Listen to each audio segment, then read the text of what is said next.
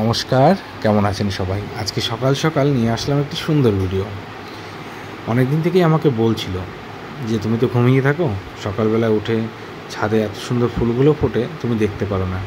তাই আজকে ওঠো, আমি পুজোর জন্য ফুলগুলো নিব আর তুমি দেখতে পারবে কত সুন্দর ফুল ফোটে। তা আমি সত্যিই ছাদে উঠলাম, এত সুন্দর সকালে শান্ত পরিবেশ, আর প্রত্যেকটা গাছে এত সুন্দরভাবে ফুল ফুটে আছে, দেখতে খুবই ভালো লাগছে। ও বলল যে আজকে তো ফুল সেরকম ফোটেনি গো, আরও বেশি করে ফুল ফোটে। তা আমি বললাম আচ্ছা, যাক ভালো, তোমাদের বাইরে যেতে হয় না বাড়ির পুজোর ফুলের জন্য। তো বললো হ্যাঁ, এটা খুব ভালো করেছো। আমাকে বলছিল যে দুদিন আগে এত ফুল ফুটেছে যে ফুলের সাজি আমার একদম আটে না, এত ভর্তি হয়ে গেছে। এই জবা গাছটা দেখছো কি সুন্দর, কত কুড়ি আর কত ফুল। বেশি না, কিছুটা সময় যতটুকু পাই আমি গাছগুলোতে সময় দিই, সুন্দরভাবে ফুল ফুটে থাকে। পাশে বেলি ফুলের গাছটা অজস্র কুড়ি। সকালবেলা যখন এই দিকটাতে আসা যায়, এত সুন্দর গন্ধ থাকে, খুব ভালো লাগে।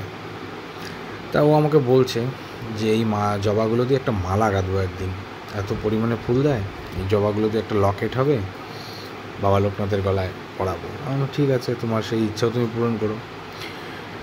তো ফুল তোলা প্রায় কমপ্লিট। আমাকে বলছিল যে আরও কিছু ফুলের গাছ নিয়ে আসবে।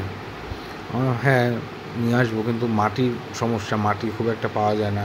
আর এই বস্তায় বস্তায় আমি মাটি জোগাড় করে সেগুলো ছাদে উঠানো খুব সমস্যা হয়ে যায়, সময়ের সাপেক্ষ, মানে খুবই সমস্যা হয়ে যায়।